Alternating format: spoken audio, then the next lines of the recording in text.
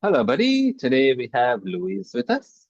She's fondly known as a business mom amongst the many entrepreneurs who seek her business support services. Let's get to know a bit more about Louise and her work from her, and then we will take it from there. Before we begin, I would like to welcome Louise to our channel and thank her very much for taking the time and speaking with us. Thank you so much, Louise, and welcome to our channel. You very much. Louise, please tell us where are you from and a little bit about your childhood. And also, please tell us, does your childhood have any role to place you on the path that you are currently on, Louise? Yeah, that's a good question. I don't know if it has, but I'm originally from Sweden, and I moved to Spain 25 years ago. So I have lived as long here in Spain as I did in Sweden from, as a child. I grew up in Sweden. I suppose in Sweden, it creates your personality slightly because it's a different way of living there to Spain, for example. So, of course, it has shaped me, and I am not like the other Spanish people. But then when I go back to Sweden, I'm not like the Swedish people either. So I'm somewhere in between, floating about. Yeah, exactly. So, when you're speaking earlier, I happened to notice a Swedish flag right behind you over there. I have my little Swedish stuff behind me because I do sometimes do some online teaching in Swedish. So that's why the Swedish stuff is there as well. That's great. That's great, Louise. Louise, please tell us before LSVA, what was life like for you and how did your journey begin? And can you please tell us about what is LSV about? Yeah, what is LSVA? I mean, you have to have a business name. LSVA just that was the easiest one I could think about. LS, my initials, VA, I'm a virtual assistant. But if you want to, you can also say that it stands for language services and virtual assistants. So it has two meanings. But I started 5 years ago, and I say to everybody that I'm an accidental entrepreneur. I never intended to start a business. I never had a dream of having my own business. I just didn't think I had it in me because I liked being employed. I liked knowing that I have my paycheck at the end of the month, every month. I have Yeah, paid holidays and all of that. I like that. But life wanted differently, apparently. And more than anything, the pandemic wanted differently for me. yeah. So I live in a small island in the Canary Island, and it's all based on tourism. So I worked in tourism before in corporate, not as a guide or anything, but in offices for tour operators. And when the pandemic hit, obviously we lost our jobs, everybody, because the whole island shut down, basically. And you had to think of something quickly to do because you still had children to feed and bills to pay because they didn't stop, obviously. And I thought, well, I've worked in offices all my life. I've always been the background person helping everybody else. I like helping people. And I do speak three languages. Maybe that's useful. And that's how I kind of put it together that I have languages. That's why language services, and I can help people in their businesses with their admin and things like that. And that's the VA part of it. And that's how it happened. And now I'm thinking, why did I not do this sooner? This is great fun. Yeah, exactly. So when I look at you know in the posts and the social media stuff you put, I can make out that you're enjoying it, Louise. I am. I'm really enjoying it. Yeah. I never thought I would, but I am. Even doing posts on Instagram, I hated it in the beginning. I'm like, oh no, it's so cringe. I don't want to do this. Luckily, I had a 15-year-old daughter then. She taught me how to do things on Instagram because I didn't have a clue. And Yeah, now I am teaching others. I'm helping a lot of my customers with their social media, and I'm really enjoying it. I'm like, oh, but just record this little film. Just talk into the camera, I say to them. And they go like, no, we don't want to do that. But it's just like the more you do it, the more you get used to it. yeah, exactly. So when you begin, it's a bit challenging facing the camera and what you want to say. So bit by bit, one step at a time, you get slowly, you get used, and then becomes a part of your life, part of your journey, as you call it. Exactly. That's how it is. Well Yeah, described. yeah. Louise, I love the phrase that you use for your business, that you call yourself a business mom. Please tell us, how did you come about that name, and what does it mean to you personally?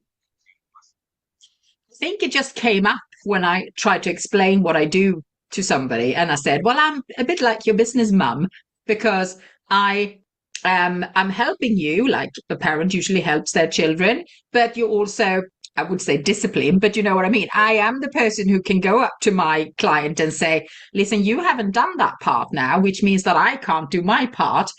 So you need to start doing that before I can help you with the other side of it. So I can also offer some accountability, is another word that people usually use.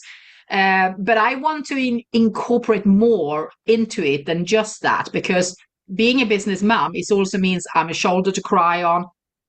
You know, I will support you. I will really try and, you know, if you just need a pep talk one day, we can do that as well.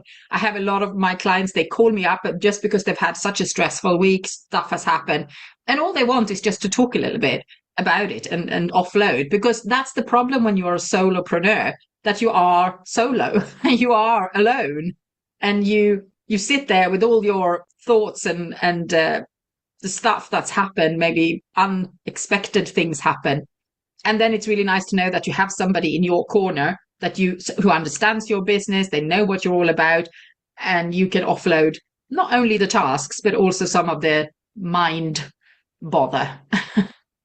Yeah, exactly. I agree with you.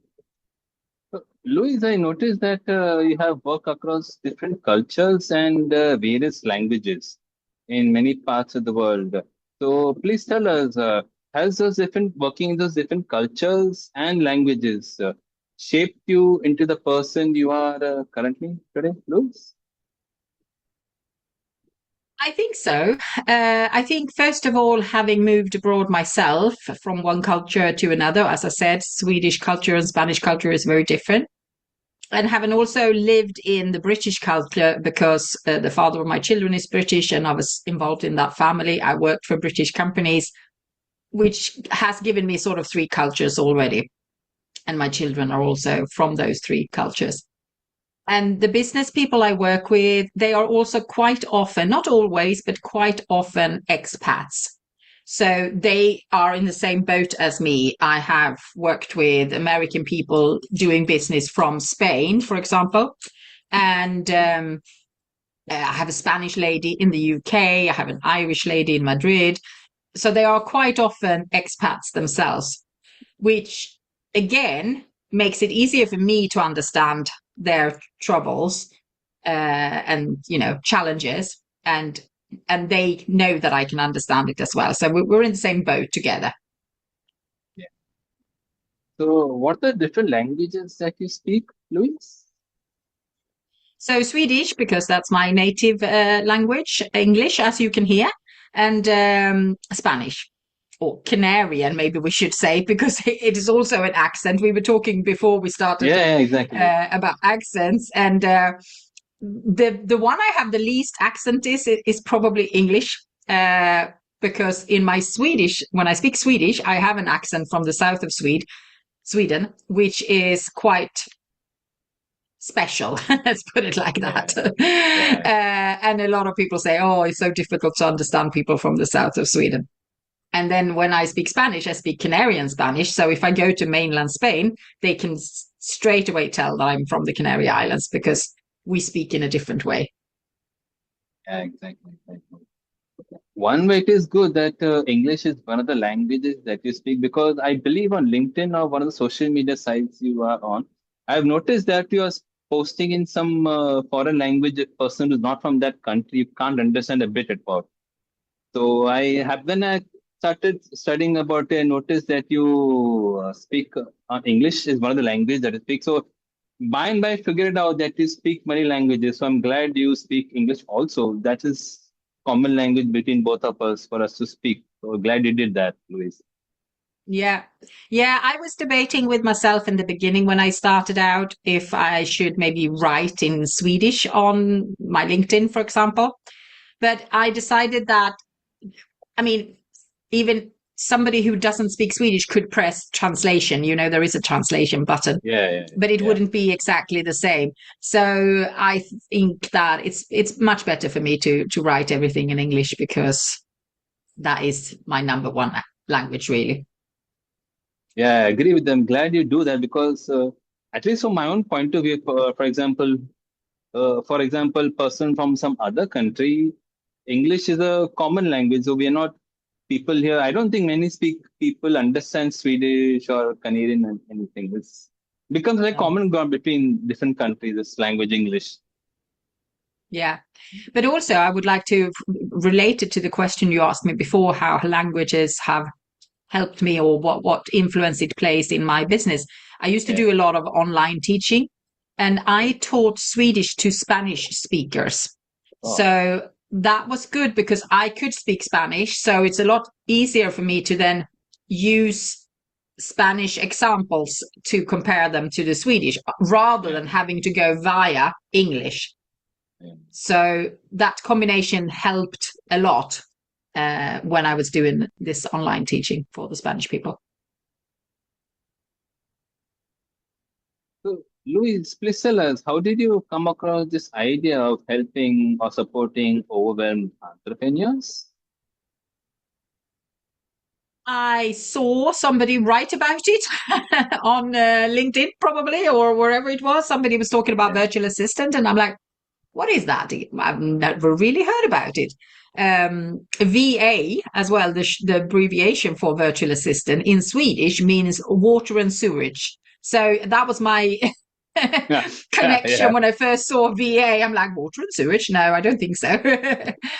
But, and then I thought, wouldn't it be great if you could help a particular type of entrepreneurs? I call them solopreneurs. I like to work with people who are a couple of years into their business. They are slowly growing, but it's starting to get too much for them to do everything themselves. They're feeling slightly overwhelmed. They are high achieving, ambitious, fairly successful or really successful business owners, but they have kind of reached the roof now. They can't grow anymore unless they start doing something differently. And I love coming in there and help them set up the processes and find out what should you be focusing on doing, because a lot of solopreneurs, they think that they are the person who needs to do everything. It's only them that can do it well enough and they know it all. It's in their head. Sometimes they don't have any written procedures or anything in place. Yeah. And I love getting my hands on that. And I love a good Excel spreadsheet that we can get our hands on and, you Yeah. know, list everything so we know what we have and what we don't have and what we need, for example. So, Louis, why do you think these entrepreneurs find it hard to let go? Why do you think they find outsourcing so difficult, according to you? Just coming to a previous question, what you just said. There are many reasons, probably. One, I mean, I work mostly with women. I have had a couple of male clients as well, but I think it's more common for female business owners to have this feeling of, well, I can do it because I'm capable. I know how to do it.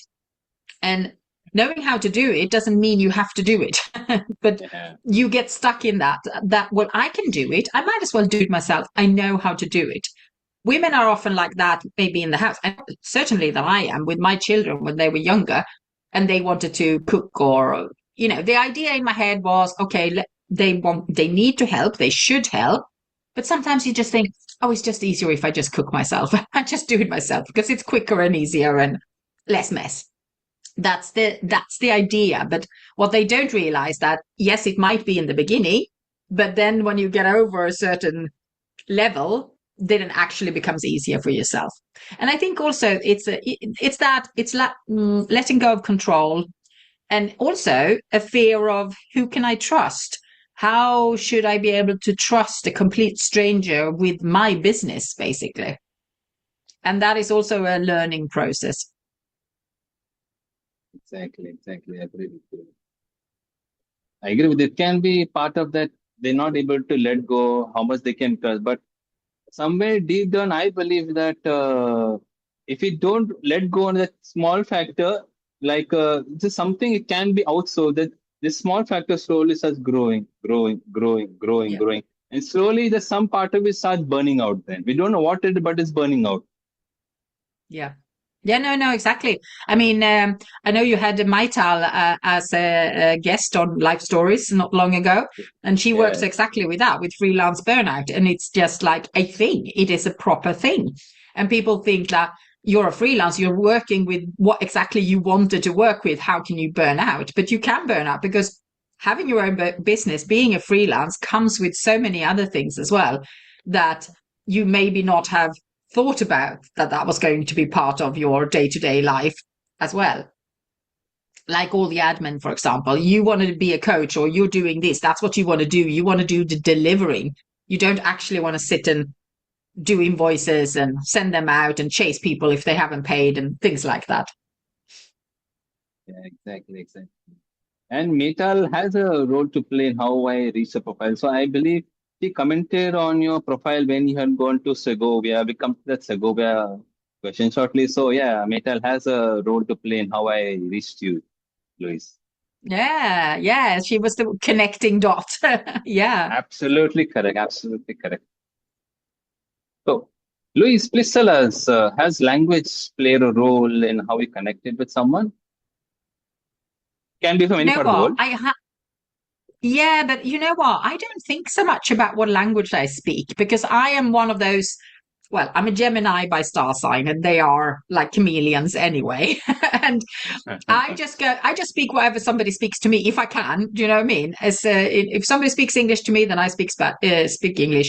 If Yeah. somebody starts speaking to me in Spanish, then I speak Spanish, and I don't actually have a thought about, oh, now I'm going to speak Spanish. Not at all. And I just get slightly frustrated when I hear people on the street and they talk a language I don't understand, because then I go like, why don't I understand this? Luis, you shared a lovely lesson from your Segovia trip about trust and independence. Is there something that entrepreneurs can learn from this? Yeah, I think that's exactly it. You have there is how shall I put this? I think solopreneurs need to understand that, okay, outsourcing, there will come a time when you're going to have to outsource because otherwise you can't grow your business anymore. Yeah. And sustainably, that is. But if you decide to work with a VA, for example, don't Yeah. expect miracles straight away either, because sometimes people think, oh, I've got a VA now. I don't even have to look at that anymore. Usually it doesn't work like that because, I mean, we are good, but we don't have magic balls, crystal balls. So, we do need some training. We need to understand how your business works. So there will be a learning curve. But once that learning curve is done and you feel like you can trust that person, because I think that's the important thing. You need to work with a VA that you feel like you can really trust. And I get so engaged in my people's businesses, so I sometimes feel like I have 10 businesses because I feel like they are all my businesses as well, because I want them to do as well as my own business do, because that's like win-win situation, isn't it? If you do well, then I will do well as well. And I think that's important too when you're looking for your VA, to have an initial meeting and feel the chemistry as well between you, so that it is a good fit. Because I've had to say no to certain clients because I didn't feel that. I didn't feel like we were going to be able to work as a team, because basically that's what you are. You're going to become a team member in their team. And it's important that but once you feel you have that trust, then you also can sort of lean back and go, well, I know that Louise is going to look after this. I don't have to worry. So that's quite a nice feeling, I think, for a solopreneur. Luis, earlier when you were speaking, you had mentioned that you love the life and the business we have built. So, was there a moment that something happened that you came to this realization? Yes, as I said, I was an accidental entrepreneur. And in the Yeah. beginning, I was obviously like probably so many of us are when we start our businesses, worried that it wasn't going to take off, that it wasn't going to work. But I have two sides to my personality. I am very, very skeptical. But once I'm convinced, I'm convinced.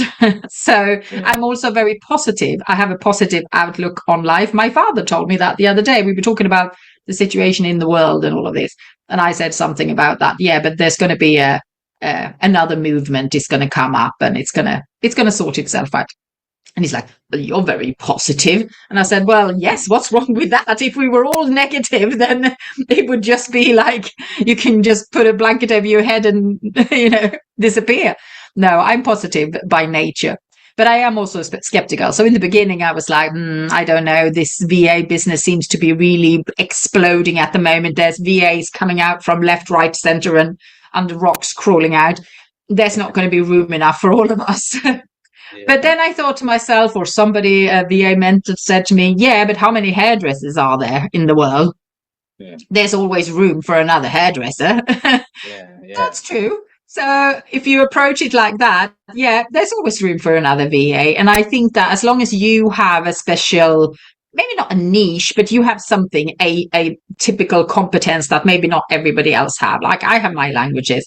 I also have a background in psychology, which I think is useful in my interaction with people in general, but maybe even more so in my business relationships, because I'm very good at understanding the other person because of my psychology knowledge.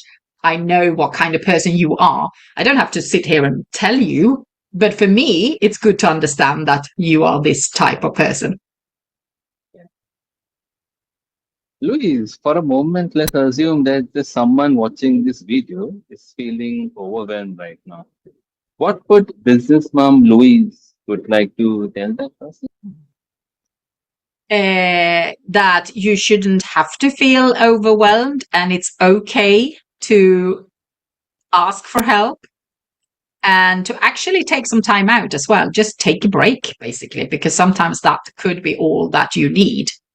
And obviously, I would love to help many more solopreneurs. I have decided not to grow in the way of taking on other VAs to help me help clients, because I want to be the hands-on person with all my clients. But that means also that I can only have so many clients at one time, because there's only so many hours in a day, and I need to have a life as well. But I have something which is called an operational reset. I used to call it the chaos audit, but it's a bit of a bureaucratic name, so I changed it. So it's actually a one-off service where I help you, or you help yourself, basically, to analyze your business and see where the bottlenecks are, and to see maybe if you are the bottleneck, because that's quite usual as well in solopreneur life. And once you've identified that, we can make a little action plan, and then you can go ahead and do delegate, defer, or delete, the 4D process. Was it Eisenhower's system or something like that? I think it's Eisenhower.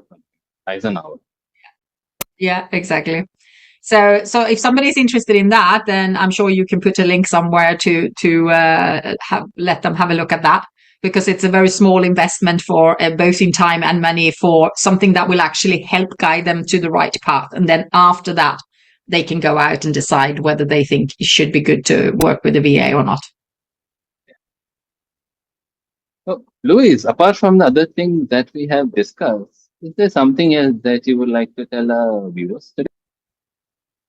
I just think that what we also spoke about earlier on, about how we're all part of a big global humankind, I think that is the most important thing in the world right now, especially that we open up to that we are part of a global humankind, not over there in Sweden and you over there in India. We are all part of this global setting, and technology has made it possible for us to meet like this. It's like we're in the same room, but we're not. We're on completely opposite places in the world.